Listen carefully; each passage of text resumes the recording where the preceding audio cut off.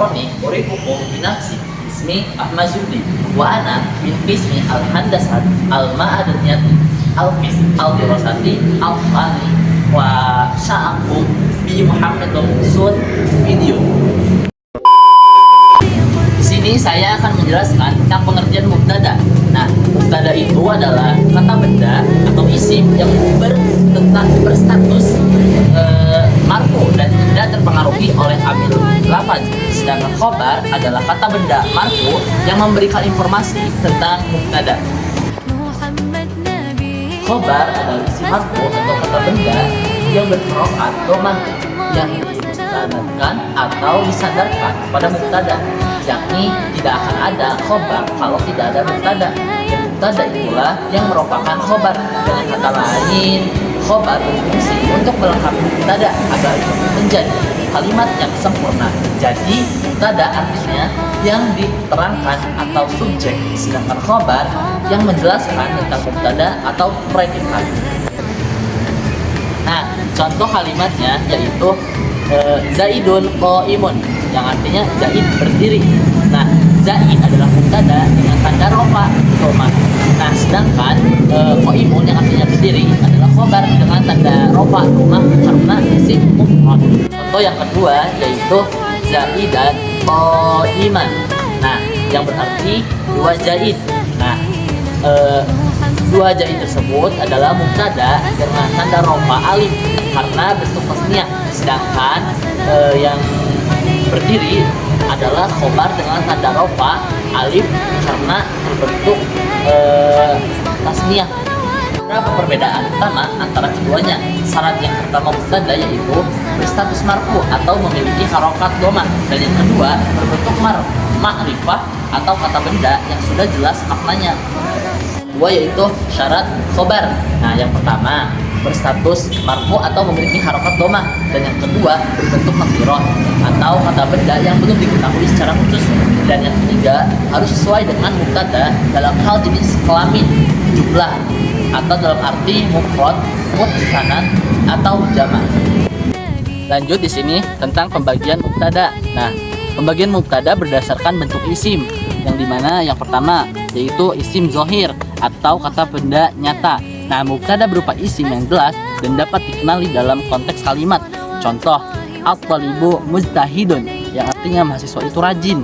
Terus yang kedua, al-mu'alimu zakiyun, guru itu cerdas. Dan yang kedua, isim dhamir atau kata ganti. Mubtada berupa kata ganti yang mengacu pada orang pertama, kedua, atau ketiga. Nah, contohnya yaitu ana sa'idun, aku bahagia. Yang kedua, anta mujtahidun, kamu rajin. Nah, yang ketiga yaitu isim isyarah atau kata tunjuk. Mubtada berupa kata tunjuk yang digunakan untuk menunjukkan sesuatu. Contohnya, haza kitabun, ini adalah buku. Tika madrasatun, itu adalah sekolah. Nah, itu kan berarti sesuatu yang menggunakan kata tunjuk gitu, yang udah bener gitu, yang dimana emang menunjuk ke kata benda gitu, seperti itu. Sekarang yaitu pembagian khobar. Nah, pembagian khobar berdasarkan bentuknya. Yang pertama itu khobar mufrad. Nah, khobar dalam bentuk satu kata. Khobar berupa satu kata yang menunjukkan sifat atau keadaan mubtada. Contohnya, at-talbu mujtahidun, mahasiswa ini rajin. Selanjutnya yaitu khobar sibah jumlah, yang artinya khobar berbentuk frase atau proposisi atau juga keterangan tempat.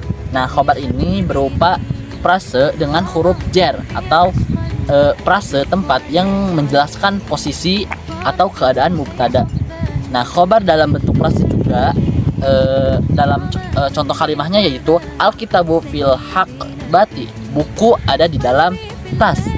Yang kedua yaitu al-qalamu ala al-maktabi, yang artinya pena ada di atas meja.